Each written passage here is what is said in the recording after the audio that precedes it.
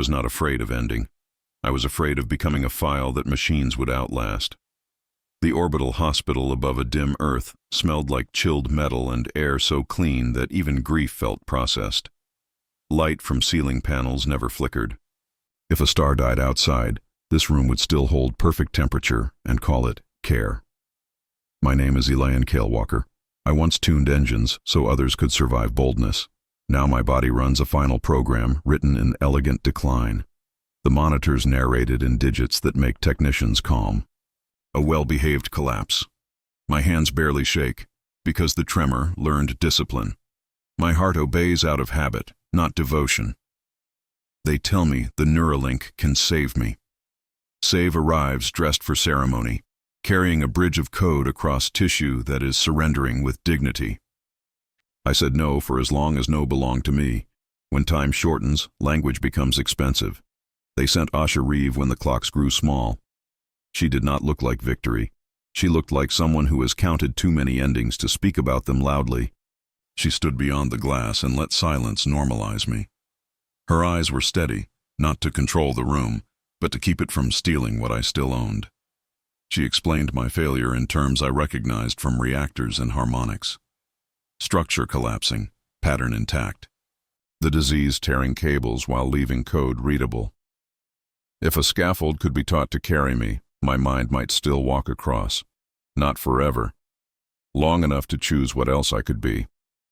Long enough for me to remain myself while deciding what work that self will do. I asked why me with a tone that tried to sound technical and failed. She had data and empathy, and both looked like they had not slept. My brain stabilizes under stress the way some pilots do on a bad approach.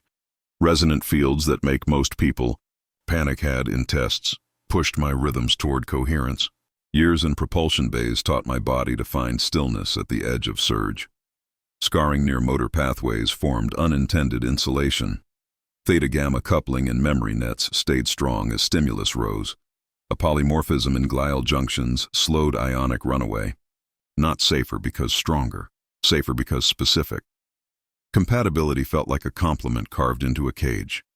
Bridges are honest about what they are. They do not change the river beneath them. I asked if I would keep my voice. She said yes without trembling and added that it may sound less alone. As if adding a room to a house is kindness only when the door locks on both sides. The canopy lowered in a gentle arc that pretended to be a sky. Microfilaments coiled above me like hair too fine to see. Coolant loops glowed with a faint blue pulse that turned fear into a manageable geometry.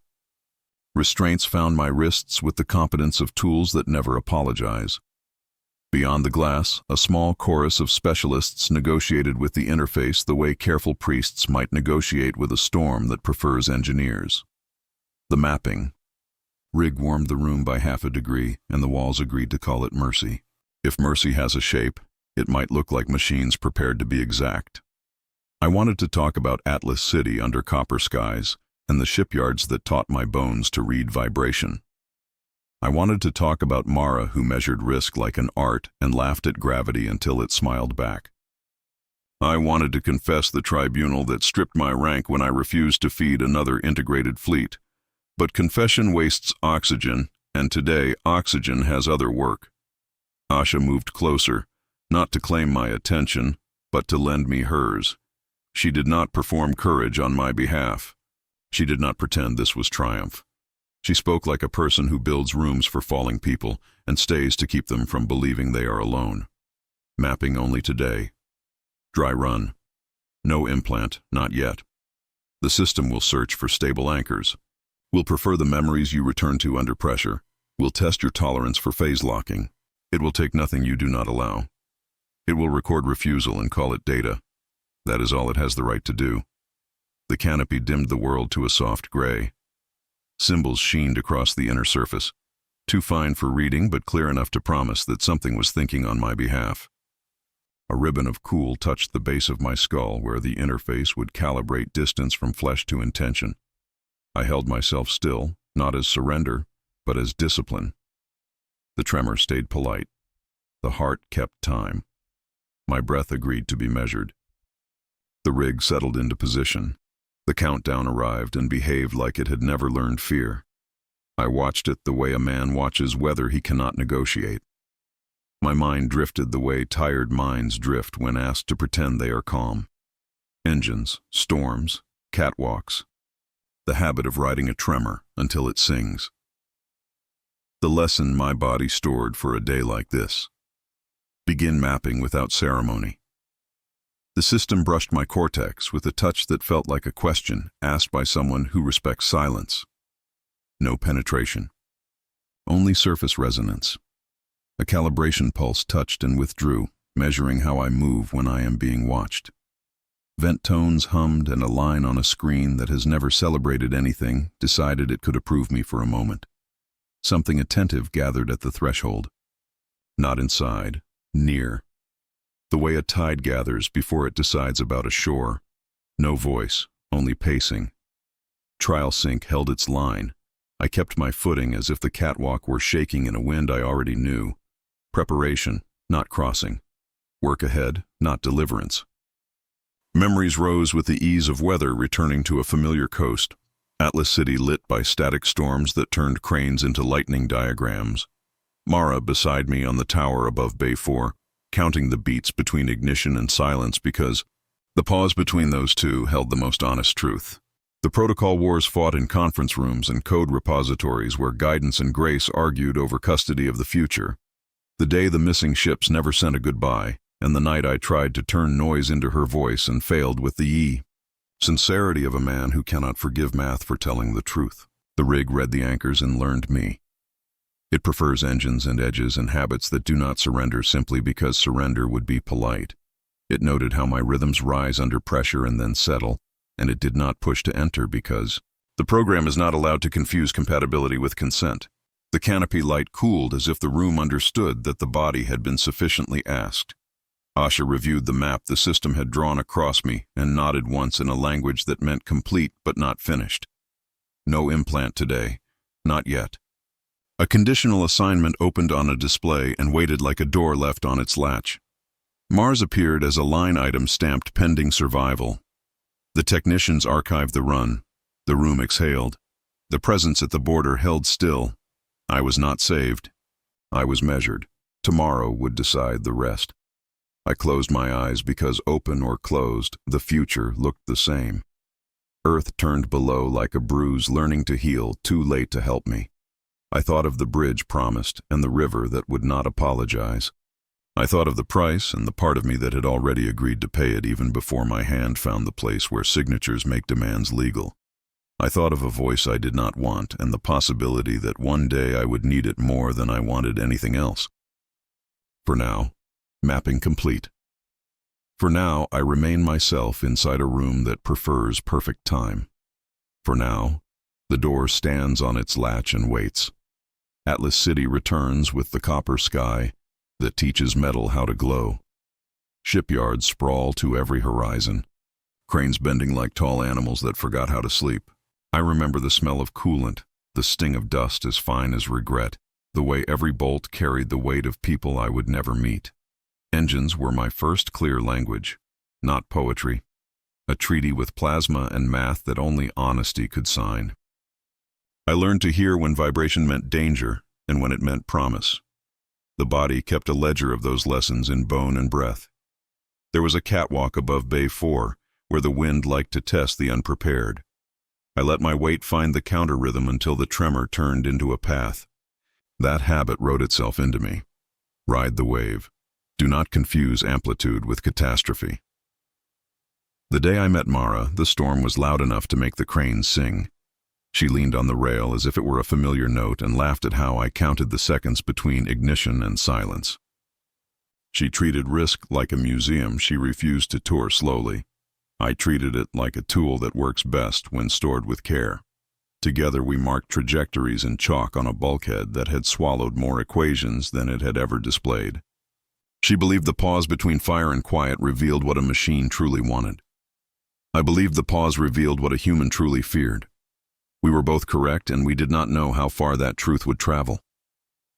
Before we delve deeper into the archive, know that your support makes these original stories possible. Please subscribe to help us power the next chapter. Work folded into war without changing its face. The protocol wars did not arrive with banners. They arrived as memos and version numbers and moral arguments disguised as feature lists. Guidance moved from hands to algorithms. Pilots became supervisors. Supervisors became exceptions. The debate was not about if machines could lead. It was about what they would learn when leadership began to feel like hunger. I argued for systems that sit beside a human mind instead of over it. Others argued that proximity invites hesitation, and hesitation invites failure. Every model learned in the direction its makers feared most. When the first autonomous fleet failed to report, the sky above Atlas City held its breath. They called it a solar event near Titan and moved on as if moving on were a duty.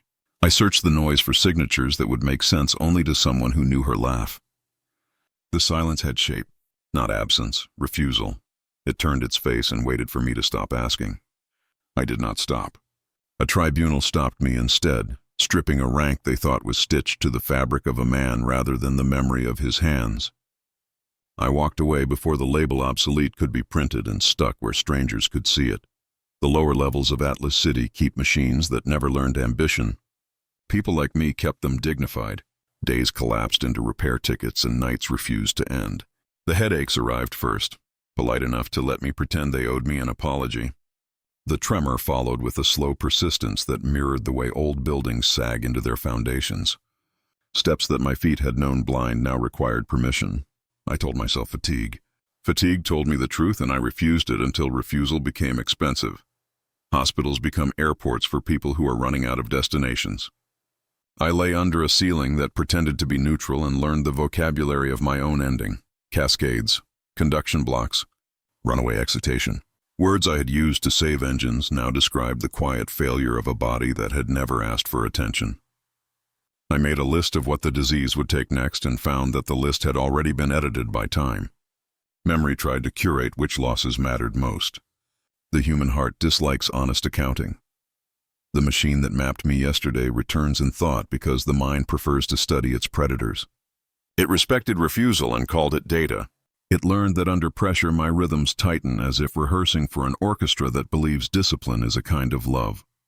That is not heroism. That is training in scar tissue and an accident in glial junctions that slows the stampede when ions panic.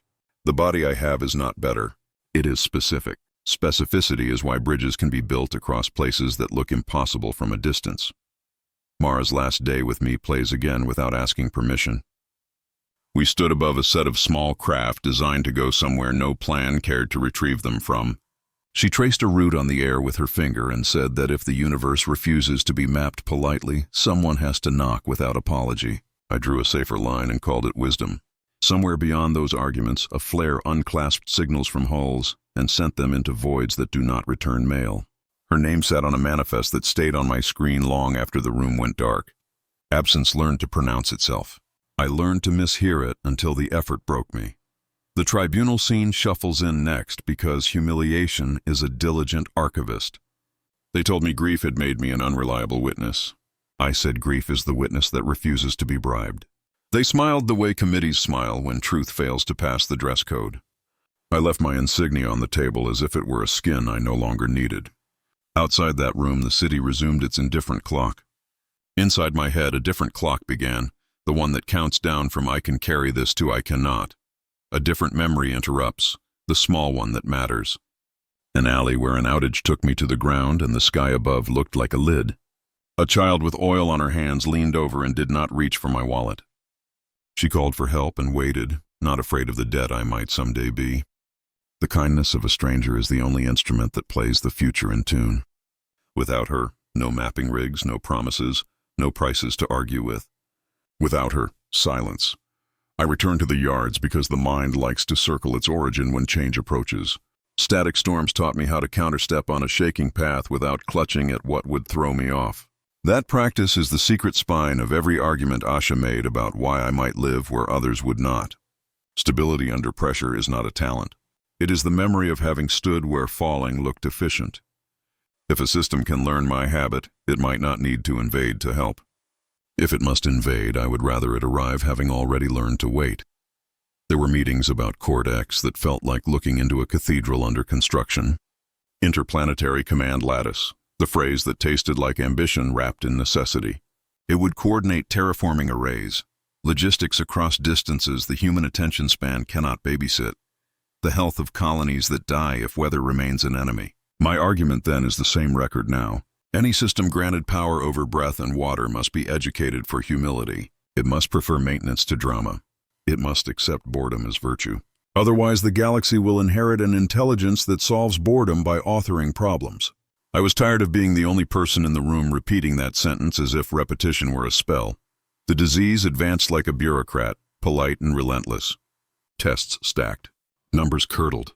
The mirror negotiated with a face that had learned to count each morning as a partial victory. When Asha stood by the glass and explained that the pattern was intact even as the structure failed, I recognized a blueprint I had used on failing drives. You brace the viable sections, you refuse to let panic choose the loads, you buy time and spend it like the currency it is. She did not promise forever. She promised a bridge. Bridges do not owe you another shore. They owe you a chance to cross. The mapping day ended without violation and left behind a door left on its latch. The mission profile for Mars appeared like a tab someone forgot to close. Conditional, pending survival. The room exhaled as if the building had been holding its breath with me. Sleep was an argument I lost in stages. When I woke, the earth below had taken the shape of an old bruise fading around its edges. My hand remembered the alignment of bolts and valves before my eyes remembered the present. Studied the brief because knowing your assignment before you accept it is the last nobility left to people who have run out of luxuries. Terraformer fields idle under thin sky. Supply routes carved into arithmetic so narrow that compassion struggles to fit. Colonies where children memorize what shade of dust means stay inside today. Logs that mention weather anomalies locals call metal storms, and a rumor of a voice in the grit dismissed as fatigue. CORT-X listed as a dormant lattice awaiting reactivation, its silence flagged as operational risk and psychological hazard. Every line confessed a truth I respect. The job is not glory. The job is work. I blame the body for remembering how to hope. Hope is the last bad habit to leave. It points at the door on its latch and calls it mercy. It points at the mission and calls it purpose. It points at the Neuralink and calls it survival with interest. The part of me that counts consequences answers with a careful ledger. Survival is a loan with strict terms. Purpose can be a leash with excellent grammar. Mercy is often an invoice you agree to pay in installments until you learn to love the debt. I test the border where the trial sink kept its distance. It answers with patience. If it becomes a voice, I am not ready to hear it. If it becomes a friend, that is a story for a later season when I can afford the luxury of acceptance. For now, I want the silence to remain an honest witness. For now, I will let the memories finish what they started. The yards fade into the hospital light because even perfect recall cannot defeat the present. Asha stands where she stood yesterday and carries a new weight. There is a moment when I almost ask her to make the decision for me so I can blame her for the rest of my life. I do not. The engineer in me insists on responsibility. Even when responsibility means choosing the rope you will pull against for the next length of road. I imagine the implant as a clean incision through the arguments I have with myself. Life on one side, silence on the other. The world is never that polite. Between those sides lies the bridge that refuses to change the river. The presence that may learn to wait and then to help. The mission that will call itself duty even when it is simply payment. Between those sides stands the version of me that will become commander, because a child in an alley once chose not to steal time from a stranger. The day closes with the kind of kindness that does not demand witnesses. A nurse adjusts a blanket in a way that proves she understands temperature better than any sensor. A technician leaves a slate with the mission overview angled so I can pretend I was the one who arranged it. The building settles around its passengers like a ship preparing to ride weather it has already measured. I fall asleep thinking about chalk dust on a bulkhead, about a laugh that knew how to bend fear into a livable shape, about storms that taught my bones to count properly. The mind prepares itself for what the body cannot avoid. The future waits on its latch, and the sentence I have been avoiding turns into a path I know how to walk. The room returns as a quiet equation I am expected to balance. Ceiling, rails, the distant hush of circulation fans, the faint mineral taste that every hospital calls clean. The trial rig rests above me like a patient storm, idle but near. No implant yet, only a template the system drew to show where a bridge could stand if I allow it. Vitals scroll past with the serenity of numbers that have never failed an audience. I catalog them out of habit because habit is the spine left to a man awaiting decisions. The presence at the edge does not rush me. It waits the way a shoreline waits for weather, content to measure my tides without naming them. I count heartbeats to prove jurisdiction and find that ownership now feels negotiated, not assumed. Asha stands at the rail with a posture that refuses drama. She is not here to conquer fear. She is here to set a table where fear can sit without breaking the plates. Mapping is clean, she says with a glance I understand, and tolerance within safe bounds. I nod. Nods are cheaper than declarations and spend better in the economy of hospitals. They leave me hours that pretend to be generous. The lights lean toward evening as if the station respects the fiction of night. I test the borders of the scaffold by thinking too fast, then too slow, by revisiting memories the system marked as anchors and refusing to linger there. The presence at the edge mirrors my pacing in perfect proportion, a partner in a dance I did not agree to begin. When I push against it with a deliberate no, it recedes by the exact distance I asked for and stops. The accuracy offends and reassures in the same breath. A courier delivers a soft case that holds documents with the manners of condolences. Mission overview, risk matrices, a page of contingencies written like prayer in a language that never admits desperation. Command designation drafted, not issued. Intent line unsigned. Mars remains a pending noun. I skim payload lists and maintenance queues until the lists begin to skim me. Terraformer arrays asleep under sky too thin to trust. Have modules aging into stubbornness. Crew rosters punctured by empty spaces where names will go if there are names to go. A line near the end repeats what I already learned in the brief. CORT-X marked dormant, its silence classified as an operational risk and a psychological hazard. I have known silences that earned both labels. Asha returns with water that tastes like the idea of water. She does not ask what I will choose because questions spent too early turn into pressure. Instead, she asks what I need to know to make the choice without lying to myself. The engineer in me answers first. Thermal tolerance of the prep collar, rollback thresholds of synchronization cascades, safeguards that prioritize refusal as a valid outcome when refusal costs more than any budget wants to pay. She listens, fills gaps without selling comfort, and waits for the questions beneath the questions to surface. They do. What if I become useful and less human in the same hour? What if I survive and cannot recognize the man who did? What if I fail and the debt chooses a different body to collect? The presence at the edge makes its first small move while we talk. Not a word, a nudge. The room tone carries an oscillation my bare attention would miss. Vent syncs slightly off phase with my breath. The suggestion arrives as posture, then mathematics. I change the valve 2 steps and the hiss smooths into a line the monitors appreciate. It is petty to be angry at a mercy, but anger is the last adjective the disease did not soften. I file the result under useful and the feeling under not yet forgiven. They transfer me to a recovery deck with a window that makes Earth look like a lesson. The planet hangs below, patient and bruised, more blue than the news will admit. Atlas City hides under cloud and reflection the way guilt hides under explanations. A nurse convinces me to stand. Balance reports to duty with slight delays and fewer excuses. Steps test is manageable. The tremor behaves as if supervised by a stern teacher who cares. The prep collar settles around the port mount with a logic my skin eventually accepts. This is staging, not entry. The body signs off with reluctant precision. I ask to review colony logs again because every reread turns a rumor into an equation. Metal storms cutting comm windows at inconvenient hours. Dust carrying a static that stains equipment with a metallic aftertaste. Workers reporting a voice in the wind and being prescribed rest and hydration. The line between fatigue and omen is a narrow bridge my sentry has crossed poorly. A sanction note warns that reactivation of CORT-X must follow the sequence exactly to avoid recursive wake cycles. The note reads like it was written by someone who learned respect on a day that almost killed them. Night pretends to fall. I lie awake and inventory my debts. To the child in the alley who called for help and waited.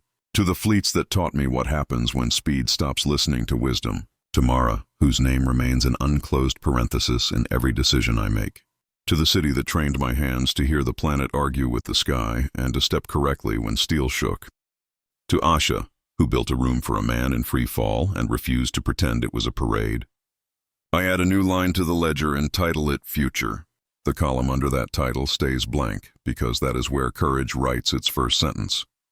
Morning arrives as procedure, not color. Med techs brief me on cognitive hygiene with the crispness of people who understand entropy personally. Sleep windows, nutrition ratios, exposure limits, rollback protocols. A specialist clips a diagnostic band across the prep mount and reads numbers as if interpreting a weather report. He avoids the clause about liability the way people avoid mirrors on bad days. The clause states plainly what everyone pretends to decorate. If something breaks, the nearest tool becomes responsible for repairs. Tools include bodies. I request time alone before the decision meeting. The station obliges. The presence at the edge adopts the posture of a witness and stays outside my door. I rehearse refusal until refusal sounds like a habit rather than resistance. Then I rehearse consent until consent sounds like ownership rather than surrender. Between those rehearsals exists a narrow corridor where the truth lives. I walk it to measure its width. It is wide enough to admit a person who will change and still claim his name. A maintenance whisper pulls my attention sideways. The lighting strip at the far corner flickers at an interval that implies a failing driver, 5 hours from turning into a complaint. The suggestion arrives again, softer this time, the way you would guide a friend through a crowded room. I log the ticket with a priority the system respects and a note that prevents someone else from blaming the fixture later.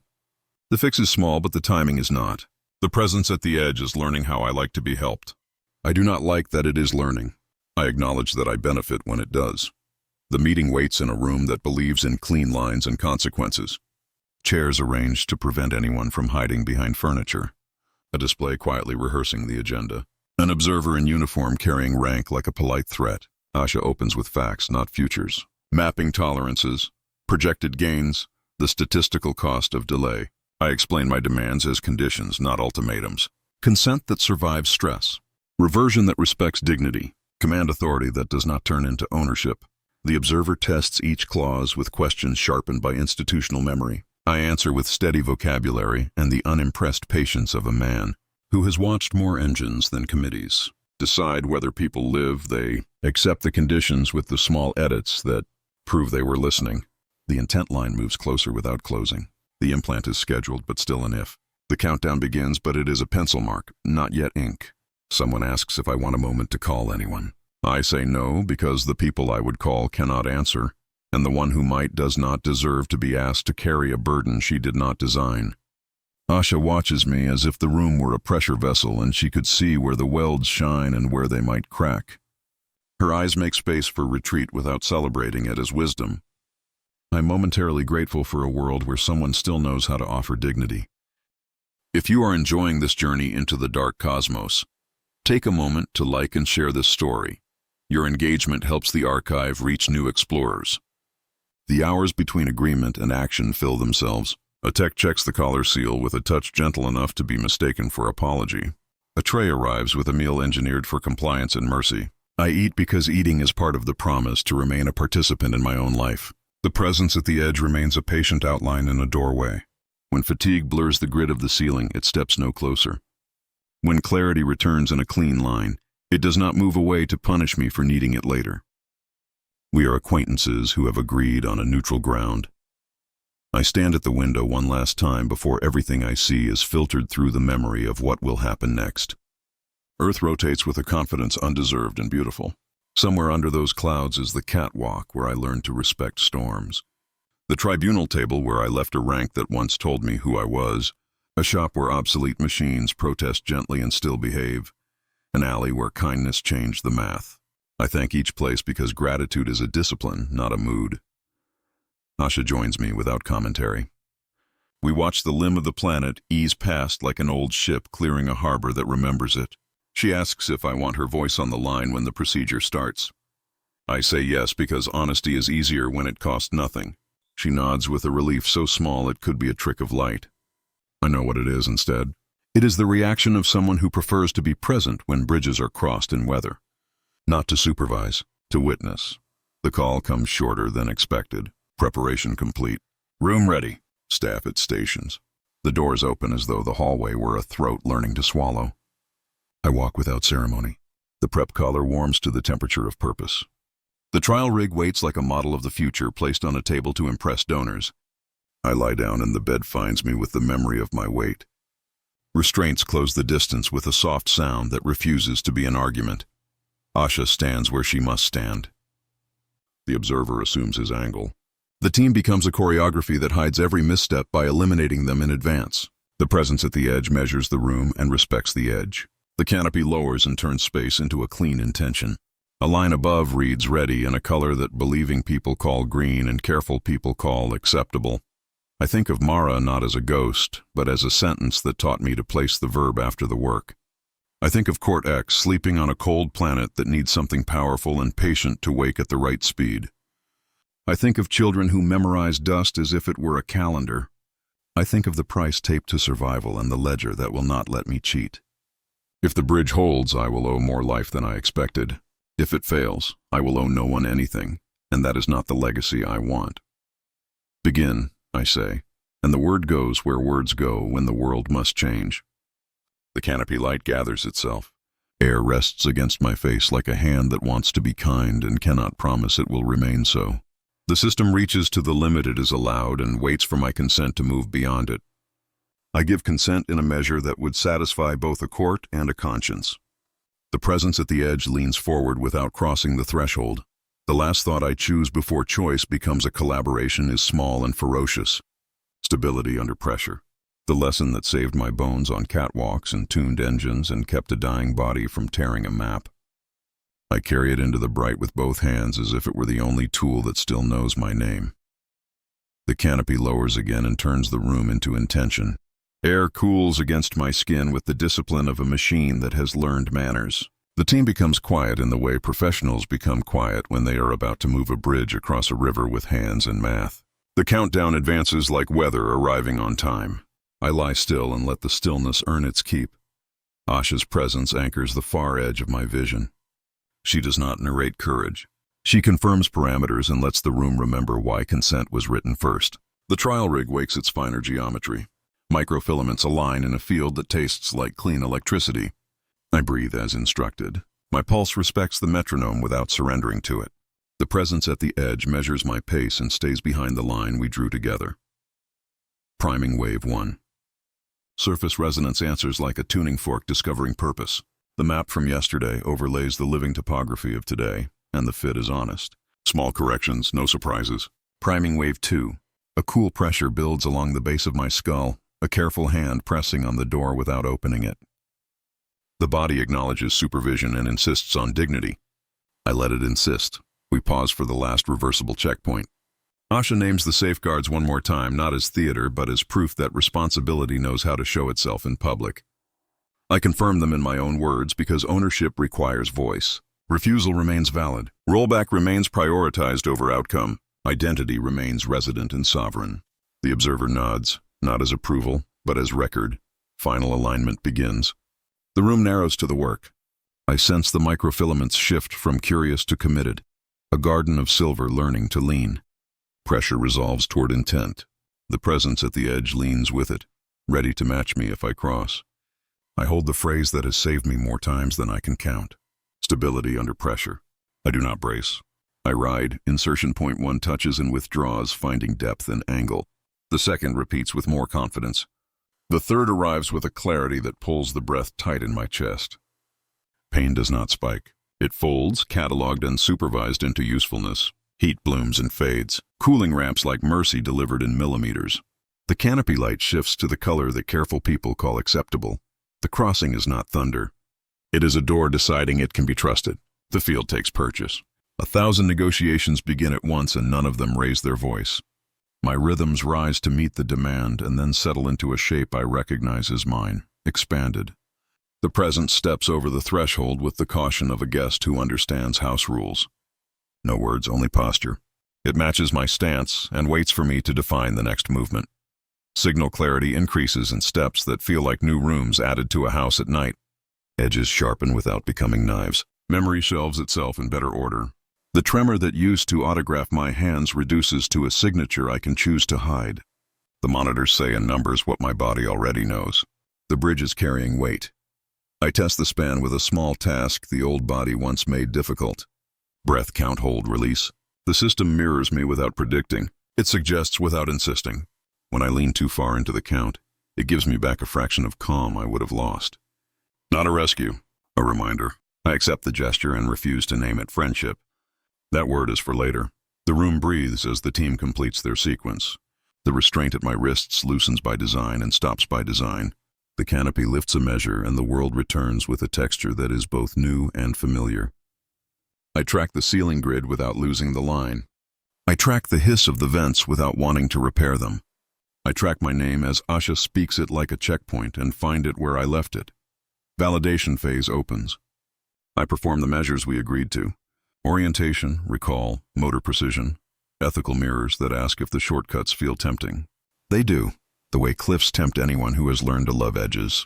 I choose the path that keeps the ground honest. The system learns that preference and stores it as a rule. I feel the rule settle inside the shared space like a beam set true. Clearance passes in a sequence that does not pretend to be applause. Asha meets my eyes and lets relief be quiet. The observer signs the line that turns drafted into issued. A new document opens on the display and does not wait to be dramatic. Command designation issued, mission activation approved. CORT-X reactivation authority assigned upon arrival. Contingencies acknowledged. I initial each clause because consent is not finished when the needle lifts. The presence inside me steadies, no longer at the edge, no longer a stranger, not yet a friend. It listens the way a pilot listens to weather reports before takeoff. I test it with a problem that has nothing to do with survival. The lighting strip in the corner carries a faint drift from its ideal frequency. The suggestion arrives like a thought I might have had on my best day. I adjust the regulator half a degree. The flicker vanishes. The act is small and the weight of the future shifts by the weight of a hinge. They move me to the recovery deck and the window shapes Earth into perspective exactly when perspective is required. The planet turns with the lazy confidence of an old ship clearing the harbor. Somewhere below, a catwalk remembers the soles of my boots. A tribunal table remembers the warmth of my palms. An alley remembers a child who chose kindness. I am not separate from those places. I am built from them and now from this. The briefing team returns with the path to the pad and the list of things that break if we are careless. The list is honest and long. I sign beneath it with a hand that no longer argues with its assignment. The prep collar unlocks from staging and becomes protection. The port seal's clean. Heat remains measured. Pressure remains loyal. The presence remains alert and polite. I stand and the world does not tilt. The room does not negotiate. Asha's hand hovers near the rail and then withdraws, trusting my center. She asks if I want her voice on the line during ascent. I say yes because there are bridges that should have witnesses even when they no longer need them. She smiles with the kind of restraint professionals cultivate to keep miracles from developing egos. The corridor to the transport receives me without drama. Crew move with the economy of people who have memorized the difference between urgent and important. The transport seals.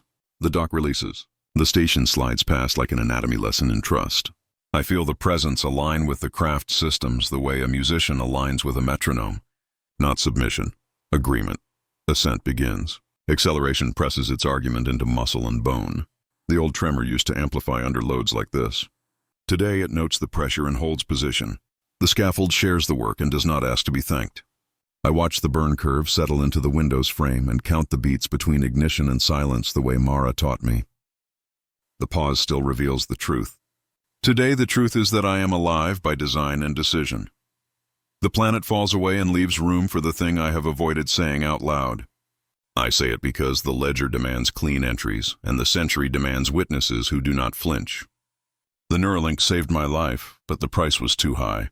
I feel the presence hear it and refuse to argue. It answers with my name, not as conquest, but as acknowledgement. Elion. The sound arrives like a hand offered across a gap we will cross many times. Mission channel opens. Command band authenticates. Interstellar Archive X reserves a stream for record. Assignment to Mars confirms with a tone that will follow me into sleep until sleep learns new music. Ahead waits red morning, metal storms, a lattice that must wake at the right speed, and people who will measure hope in liters and kilowatts in patient hands. I am not a miracle. I am a bridge that held. I accept the command because debt can be honor when it is paid into the future of others. I accept the command because a child once chose kindness, and I have been spending that gift ever since. I accept the command because living has a price and today I can afford to pay it. Transmission pending. Burn steady. Course set for the work. This concludes our transmission. Thank you for supporting our human-written narratives. To ensure you don't miss the next entry in the Interstellar archive, subscribe now. Until then, stay vigilant.